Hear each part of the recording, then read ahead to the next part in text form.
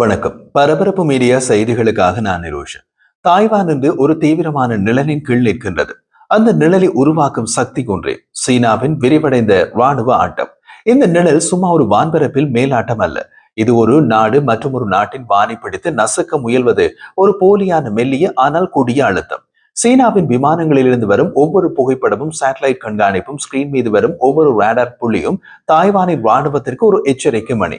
அந்த எச்சரிக்கை மணியை தாய்வான் நீண்ட நாட்களாக கேட்டு வந்தது. ஆனால் இப்போது அது ஒரு உச்சநிலையை எட்டியுள்ளது. அந்த நேரத்தில் தான் தாய்வான் ஒரு முடிவை எடுத்தது.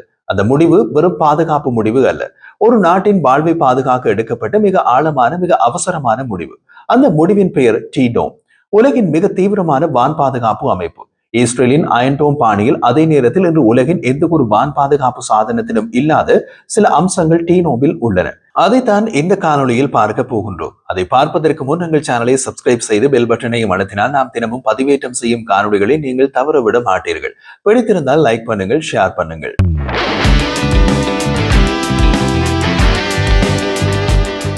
தாய்வானின் மீது சீனா ஒரு போரை தொடங்கியவுடன் எப்படியான காட்சிகளை எதிர்பார்க்கலாம்?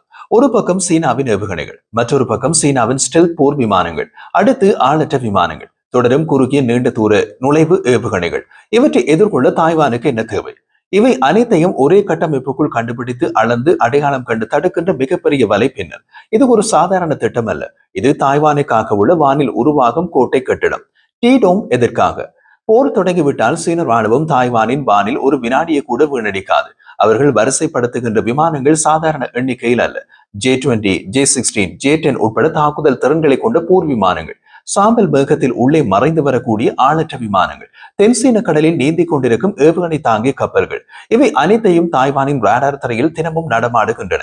தாய்வான் இதிலிருந்து ஒரு உண்மையை புரிந்து கொண்டது. பாதுகாப்பு என்பது இன்று வான் பாதுகாப்பு சாதனம் மட்டுமில்லை.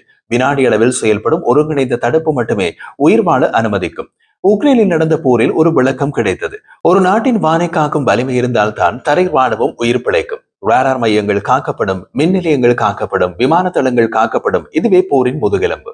அந்த முதுகெலும்பு குலைந்தான் நாடு விழும். அதுதான் தாய்வானின் புதிய குருதி. அந்த குருதியின் பெயர் தான் டீடோம். டீடோம் எப்படி இயங்கும்? இது இரண்டு பெரிய பரப்புகளை கொண்டது. முதல் பரப்பு கட்டளை மற்றும் கட்டுப்பாடு. இது ரேடார் கண்களின் மூளை. இங்கு அனைத்து ரேடார்களில் இருந்தும் தரவு வரும். காற்றில் என்ன பறக்கிறது, எந்த உயரத்தில் பறக்கிறது, எவ்வளவு வேகத்தில் வருகிறது, எது ஏவுகணை, எது ஆளற்ற விமானம், எது போலி இலக்கு, இவை எல்லாவற்றையுமே சில வினாடிகளில் கண்டுபிடித்து பதிலடிக்கு ஆணையிடும் கட்டமைப்பு. அடுத்த பரப்பு தடுப்பு ஆயுத அடுக்கு. இதுதான் பதிலடி கொடுக்க வேண்டிய ஆயுத வரிசைப்படுத்தல். இதில் தான் குறுகிய தூர ஏவுகணைகள், நடுத்தர தூர தடுப்பு ஏவுகணைகள், நீண்ட தூர தடுப்பு ஏவுகணைகள், தரையிலிருந்து பாயும் துப்பாக்கி அமைப்புகள், ஆளற்ற விமான வேட்கைக்கான புதிய தொழில்நுட்பங்கள், வருங்காலத்தில் வரக்கூடிய எரிசக்தி ஆயுதங்கள், அதாவது டைரக்ட் எனர்ஜி, அனைத்தும் ஒன்றே ஒரு தளத்தில் இணைக்கப்படும். ஒரு சீன ஏவுகணை தாய்வானின் வானில் நுழைந்தால் 0.5 வினாடிக்குள் அது எந்த அடுக்கினுள் அடங்கும் என்று தீர்மானிக்கப்படும். அடுத்த வினாடியில் இடைமறைப்பு ஏவுகணை பாய வேண்டும்.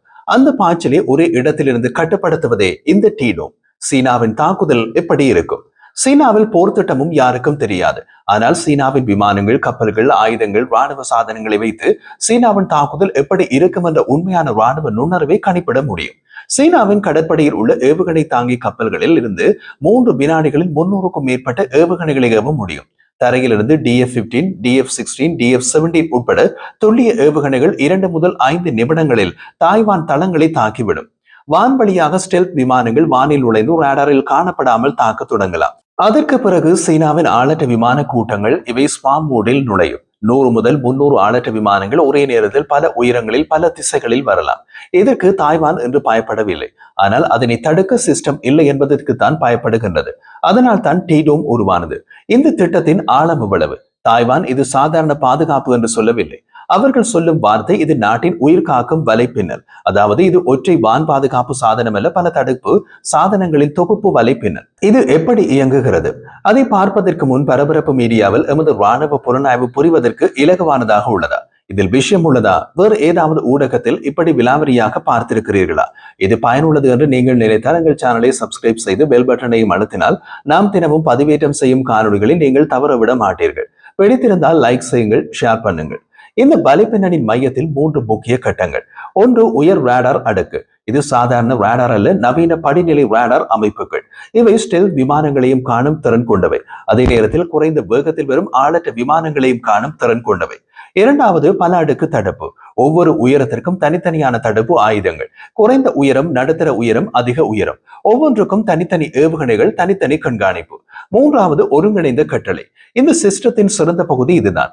உலகின் மிகச்சில நாடுகளிடம் இது உள்ளது. ஒரே திரையிலே எல்லா தகவல்களும் வந்து விழும்.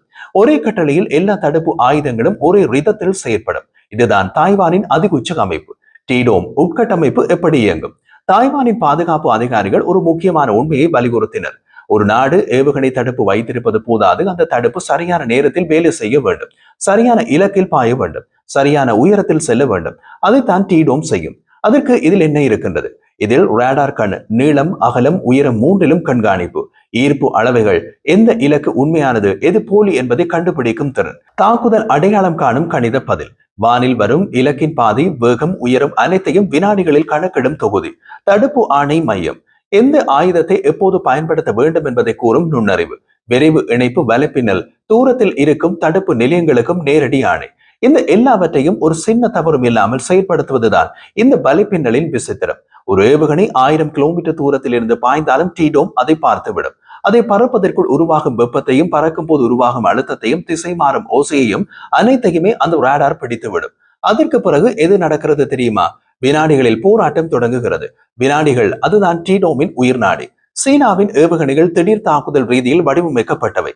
அவை பறக்கும் நேரம் குறைவு, திசை மாற்றம் வேகம், ரேடார் தவிர்க்கும் கோணங்கள் அதிகம். சில ஏவுகணைகள் பறக்கும் போது இரண்டாவது உயர் அடுக்குகள் திடீரென்று மாறிவிடும். இதற்கெல்லாம் ஒரு தடுப்பு மையம் தயாராக இருக்க வேண்டும். அதனால் தான் டீடோம் உள்ளே கண்காணிப்பு, கணக்கிடல், தடுப்பு என்ற 3 படிகள் மிக வேகமாக நடக்க வேண்டும்.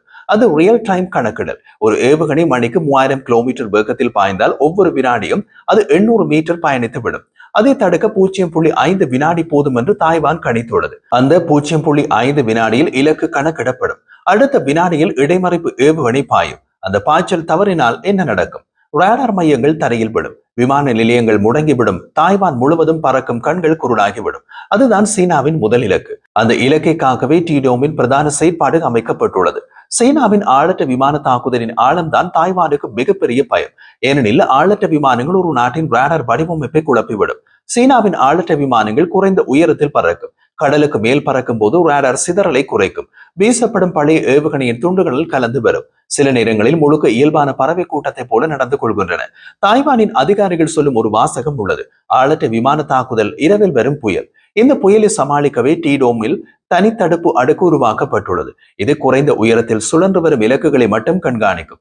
வானில் பறக்கும் ஒவ்வொரு 200 கிராம் எடை கொண்டு பொருளையும், 1 கிலோமீட்டர் உயரத்திற்கு கீழே உள்ள ஒவ்வொரு பறப்பையும் இது பார்க்கும். சீனாவின் ஸ்வாம் முறையில் வரும் ஆளற்ற விமானங்கள் 100 தொடக்கம் 200 திரண்டு வரலாம்.